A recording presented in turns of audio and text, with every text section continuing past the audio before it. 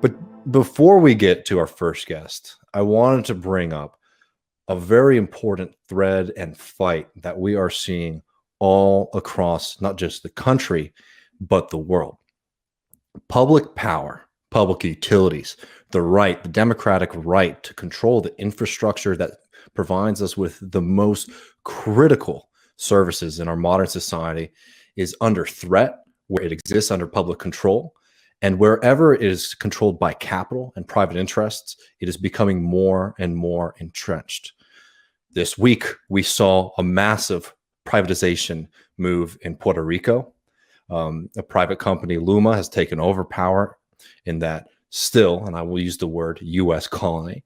In a little bit, we're going to talk about how in Mexico, AMLO is trying to boost public control over power production, and he is under a relentless assault from the right wing and moneyed interests for it. In Chile, we know that this has been a flashpoint since Pinochet, and we all know way too well the devastation that happened here in Texas due to deregulation and privatization. But from PG&E out west to Flint to Jackson, Mississippi, the utilities that we need to survive have been wrestled away from us and are servicing the interests of private capital. Now, just because utilities are under public control does not necessarily mean that they'll just be better by virtue. But controlling your own utilities means that we can eradicate the pernicious need for private profit in order to provide basic services. Because that goal of private profit, we see time and time again, leads to shortcuts, mismanagement, and in many cases, not delivering these services at all to poor and working class people. Eradicating the private interest from utilities eradicates the need to thrift. And in a functioning democracy, it allows for us to control the resources that are necessary to live. And I just want to make a couple quick structural points on this. Just like we argue that Medicare for all is important, not just because it will provide people with health care, right, and provide a better service than what we get today, it's also critical. Medicare for all is also critical because it takes away one of the most powerful weapons that the bosses have over us, which is access to health care. Having people being afraid if they leave their job or lose their job or get fired means that they won't be able to go to the doctor is an incredible discipline tool for the ruling class. It's the same thing when it comes to access to utilities. Whenever you think about somebody describing a picture of poverty in the United States, often the image that you use is the gas or the electricity being shut off. And when you're in a place like that, you're willing to endure a lot of abuse to make sure you have the basic necessities of life met.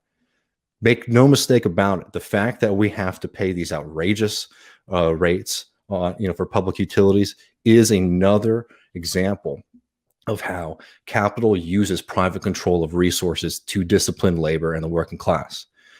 Remember, you can go back in our own history when FDR did the TVA.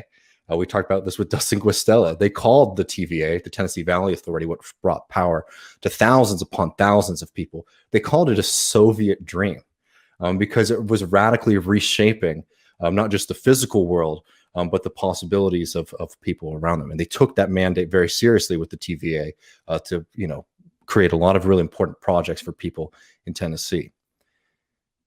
And on that note, if you're worried about climate change, as you should be, you should understand that wresting control over power production from private interests is not just important, it's an absolute necessity, right?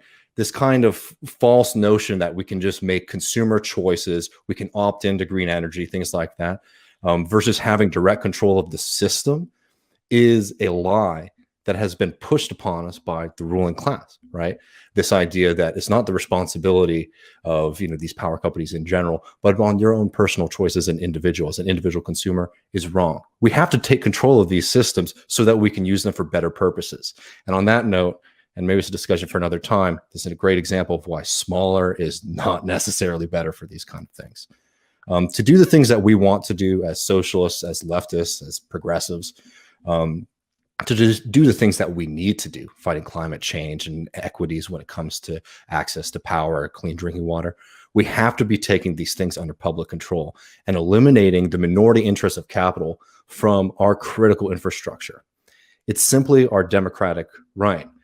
And I've been very encouraged to see, we had planned on opening with this for a little while today, that Cori Bush and Bowman are now have released, Matt has it up here, great, have put forward a resolution demanding, public control of our energy companies. Not only, making them better and more equitable, but in fact, and this is quoting from the piece, the resolution's ambitious still is the resolution's call eventually to transition off for-profit utilities entirely. The federal government would acquire them before transferring ownership over to state, local, and tribal governments or other appropriate scales of public ownership. It's a great piece. People should definitely check it out. And it's a great reminder of Cori Bush's story and the perspective that she has, which is so important. But remember, this is a serious fight, not just in the United States, but around the world, because controlling these things really does matter. And that's why we're seeing the entrenched power of capital working so hard to make sure that we don't take it back. But it's an absolute necessity if we want to have a better future, or in fact, a future at all.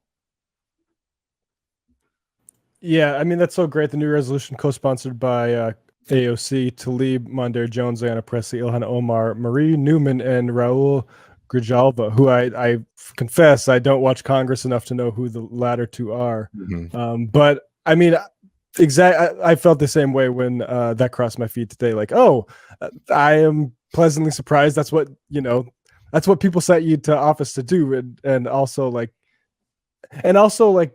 even more than that, right? Like Cori Bush, I love to see her take on these issues too, because people might pigeonhole as like the BLM candidate. Clearly, there's a lot more going on to her than that. So I just love seeing that. So, for sure.